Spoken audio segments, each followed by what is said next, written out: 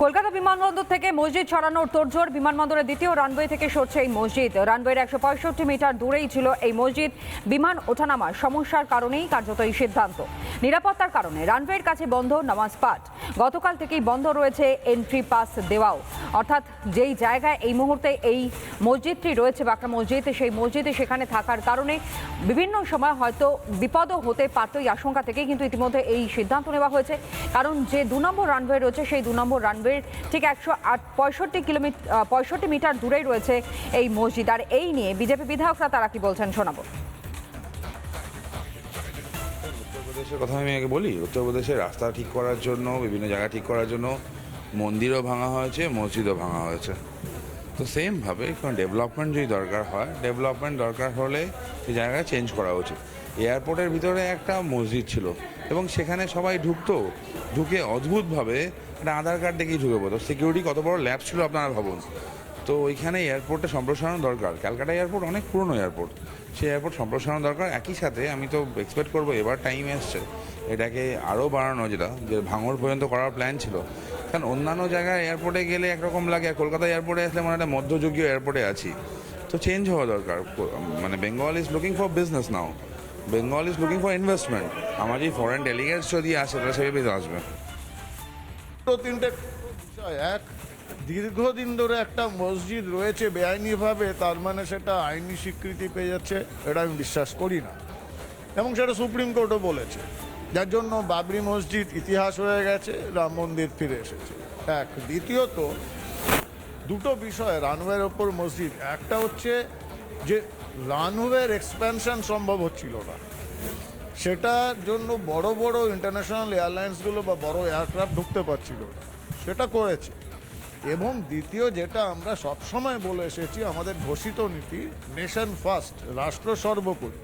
এবং নেশনের যদি দরকার হয় যে রানওয়ে বাড়াতে হবে, পুরো পূর্ব ভারত, উত্তর পূর্ব ভারতের এক্সপ্যানশন বা তাদের ভাগ্য বদলে যাবে, সেটা করতে সেখানে মসজিদ টসজিদ সব বাজে কথা। এবং সেকেন্ড থিং, দেখুন কোরআনে তো কোথাও লেখা নেই যে রানওয়ের ওপর মসজিদ করেই আমাকে নামাজ পড়তে হবে। নামাজের তো দেখেছি তো, রেড রোডে তো নামাজ হতো। ব্রিগেডে নামাজ হয়ে কি আল্লাহ গুসা করেছেন, রেগে গেছেন? তা তো নয়। এইসব কিছু স্বার্থান্বেষী লোক করেছে, এইগুলোকে আমরা প্রশ্রয় দেব না। অন্যদিকে আপনাদের সামনে বক্তব্য শোনাবো সিদ্দিকুল্লাহ চৌধুরী, তিনি কি বলেছেন, দানিশ আজিজ এবং ওসমান মাল্লিক। শুনুন। আমরা ভারতের নাগরিক, এয়ারপোর্টের সুবিধা অসুবিধা আমরা জানি, কিন্তু আমি বলবো শান্তিতে থাকবেন, রাস্তায় নামবেন না। এটা সিদ্দিকুল্লাহ চৌধুরী জমিয়তের প্ল্যাটফর্মে একান্ত অনুরোধ করছি। মসজিদের ইতিহাস 136 বছর পুরনো ইতিহাস। আজকে সেই মসজিদটা সরানো বা রিলোকেট করানো, সেটা আমাদের একটা এই দেশের হেরিটেজ আছে, একটা ইতিহাসকে মেটানোর একটা চক্রান্ত চলছে আমাদের ওখানে। আজ থেকে নয়, 136 বছর পুরনো মসজিদে মানুষ নিজের আইডেন্টি কার্ড দেখে ওখানে নামাজ পড়তে যায়। কিন্তু আজকে সেই মসজিদকে সরিয়ে দেওয়া যে চক্রান্ত চলছে, সেটা টোটালি আনকনস্টিটিউশনাল, আনলফুল। ঠিক ইউপি, বিহার আর উত্তরাখণ্ডের মতন এইখানেও মুসলিম কমিউনিটিকে টার্গেট করা হচ্ছে বলে ওই মসজিদ কাজকে সরানোর একটা চক্রান্ত চলছে। দিনে দিনে কলকাতা বিমানবন্দরের ব্যস্ততা বাড়ছে, তাই বিমানের রানওয়েকেও বাড়াতে হবে।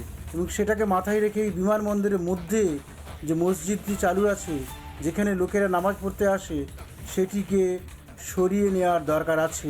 এখন যদি আমরা বলি যে এখানে দীর্ঘদিন ধরে মসজিদ আছে, আমরা এটা সরাবো না, তাহলে সেটা সম্পূর্ণভাবে জনস্বার্থের পরিপন্থী হয়। জনস্বার্থে যদি মানুষের নিরাপত্তার স্বার্থে, আরও বৃহত্তর স্বার্থে যদি একটি মসজিদকে সরাতে হয়, আমাদের সেটা মেনে নিতে হবে। আমি মনে করি এয়ারপোর্ট অথরিটি যে সিদ্ধান্ত নিয়েছে যে বিমানবন্দরের মধ্যে যে মসজিদটি রয়েছে সেই মসজিদকে সরিয়ে দেওয়ার, এই সিদ্ধান্ত সম্পূর্ণ ঠিক। এটা অনেক আগেই করা উচিত ছিল। হিন্দু সাধু সন্তরা তারা কি জানাচ্ছেন শোনাবো। গতকাল তো ইউপিতে একটা রাস্তা তৈরি হওয়ার সময় 100 বছরের প্রাচীন একটা মন্দিরকে ভেঙে দেওয়া হয়েছে। তো কি বলা যাবে, আমাদের বেনারসের করিডোর তৈরি করতে গিয়ে 400 মন্দিরকে ভাঙা হয়েছে। কেন যে পরিমাণে জনসংখ্যা বৃদ্ধি প্রাপ্ত হয়েছে সেই কারণে দেশের প্রয়োজনে, রাষ্ট্রের প্রয়োজনে সেটাকে আবার শিফট করা বা সেকে স্থানান্তরিত করা, রাস্তা তৈরি করার জন্য তো করতেই হবে।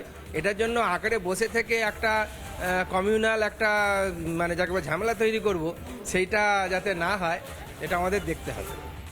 নানা ধরনের কন্টেন্ট দেখার জন্য লাইক করুন, শেয়ার করুন আমাদের ফেসবুক পেজ, সাবস্ক্রাইব করুন আমাদের ইউটিউব চ্যানেল। পাশাপাশি অন্যান্য ব্রেকিং নিউজের জন্য অবশ্যই চোখ রাখুন রিপাবলিক বাংলায়।